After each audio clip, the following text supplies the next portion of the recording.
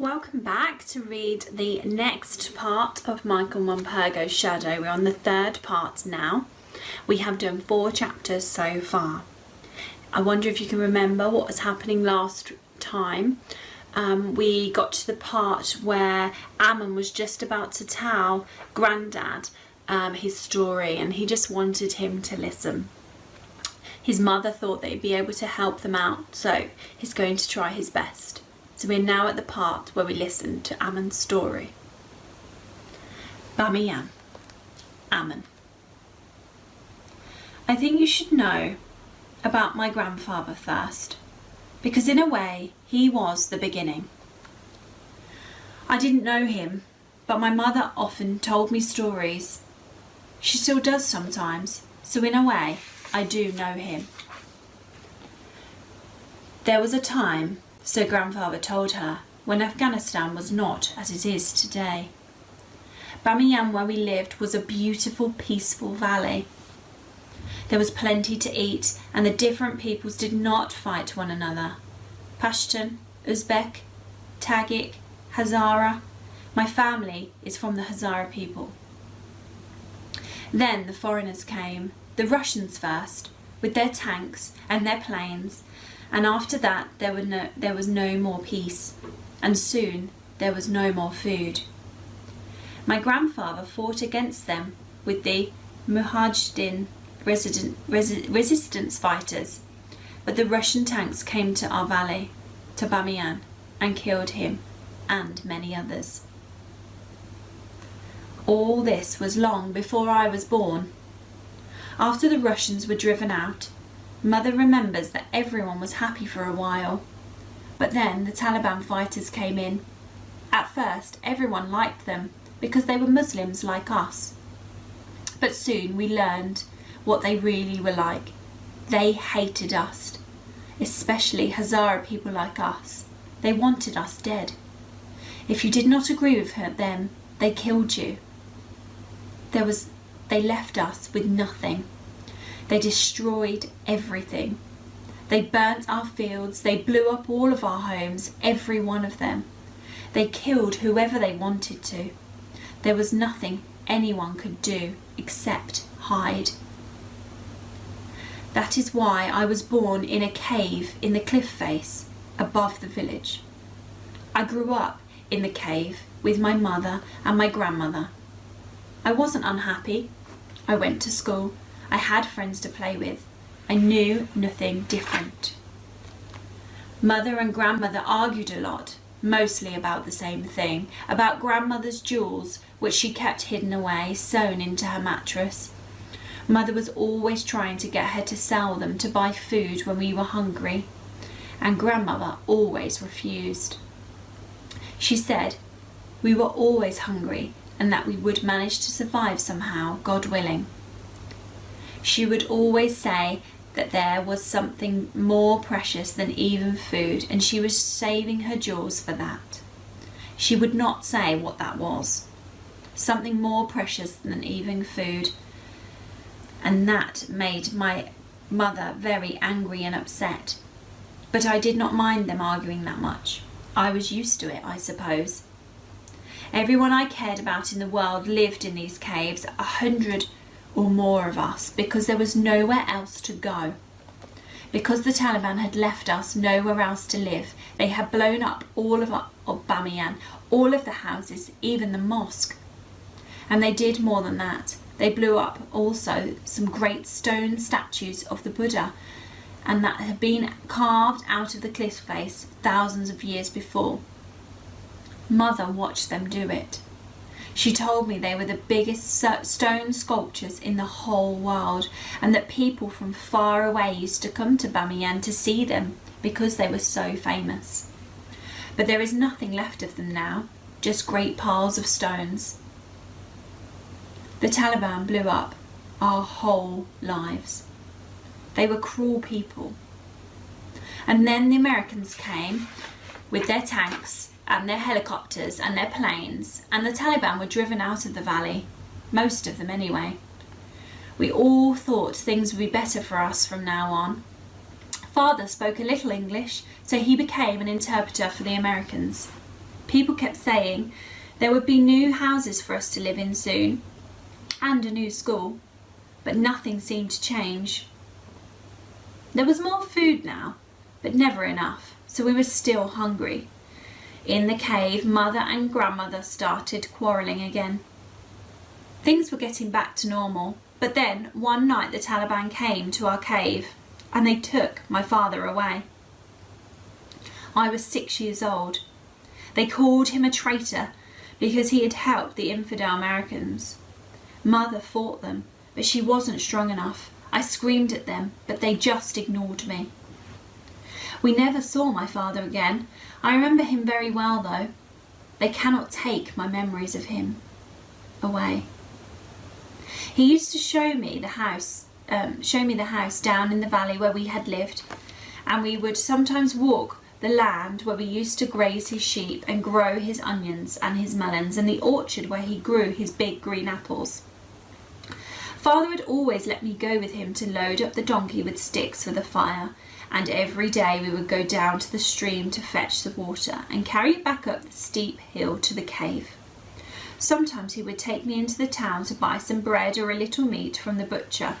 If we had any money, everyone liked him. We laughed a lot together, and he would wrestle with me and play with me. He was a good father. He was a good man. But the Taliban destroyed everything, cut down the orchards, burnt the crops, took father away. I never heard him laugh again. All we had left of him was his old donkey. I would talk to him instead sometimes. He was very sad, like me. I think maybe that donkey missed father as much as I did. After that, there were just the three of us left in the cave. Mother, Grandmother, and me. For months after father was taken away, Grandmother would spend her days lying on a mattress in the corner, and Mother would just sit there beside her, gazing at nothing, hardly speaking. There's a picture there. I'm guessing that's Ammon. And in the corner here is his dad and the donkey.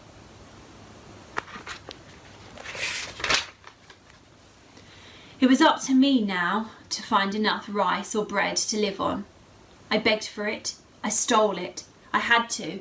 I fetched the water from the stream, a long walk down the hill and a long walk up, and I tried to bring enough sticks to keep the fire going. Somehow we managed to get through the winters without starving or freezing to death. But Grandmother's legs were getting worse all the time. She could hardly get up at all now, unless one of us helped her. What happened to Mother was my fault. I was with her at the market in town when I stole the apple, just one apple. Nothing much. We had none left of our own by now. I was good at pinching things. I had never been spotted before. But this time I got careless. This time I got caught. Dirty dog, dirty foreign dog. Ammon. I remember there was lots of shouting. Filthy thief! Lousy beggar! Stop him! Stop him! I tried to run away, but before I could escape, someone grabbed me. He kept hitting me. I would not let go of me. Mother came to my rescue to protect me, but a crowd gathered, and then suddenly police were there. Mother told them it was her who stole the apple, not me. So they arrested Mother instead of me and took her off to prison. They beat her there. She still has marks on her back. She was gone for nearly a week. They tortured her. When she came back, she just lay on the mattress beside Grandmother, and they cried together for days. She turned her face away from me and would not speak to me. I wondered if she would ever speak to me again. It wasn't long after this that the dog first came to our cave, a dog just like your dog in the photo you showed me. But when I saw her that first evening, she was thin and dirty and covered in sores. I was just crouching over the fire warming myself when I looked up at her and saw her sitting there staring at me. She wasn't like any dog I'd seen before. Small, with short legs and long ears and nut brown eyes. I shouted at her to go away. You understand? We do not have dogs inside our homes in Afghanistan. Dogs have to live outside with the other animals. Of course, I have lived here a long time now, and I know that in England it is different. Some people here like dogs better than they like children. Actually, I think if I were a dog, they would not shut me up in here like this. So anyway, I threw a stone at this dog to shoo her away, but she stayed right where she was and would not move. She just sat there. I saw then she was shivering. You could see her hip bones sticking out. She was thin, she had sores all over her, and I could tell she was starving. So instead of throwing another stone at her, I threw her a piece of stale bread.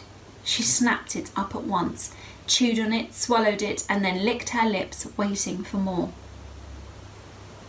I chucked her another piece. Then, before I know it, she had come right into the cave and was lying down there beside me, close to the fire, making herself at home, as if she belonged there. I noticed then that there was a wound on her leg, like she had been in a dog fight or something. She kept worrying at it and licking at it. Mother and grandmother were both fast asleep. I knew that they'd chase the dog out as soon as they saw her there, but I liked her with me. I wanted her to stay. She had kind eyes, friendly eyes. I knew she wouldn't hurt me, so I lay down and slept beside her. Early the next morning she followed me down to the stream when I went to fetch the water. She was limping badly all the way. She let me bathe her leg and clean her wound. Then I told her she had to go and clapped my hands at her to drive her away.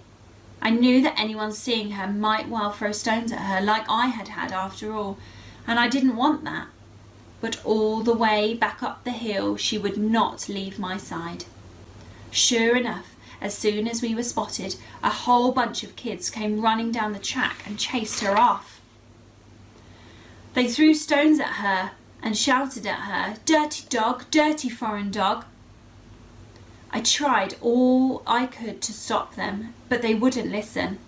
I don't blame them now. After all, she did look different. Not the kind of dog any of us might have seen before.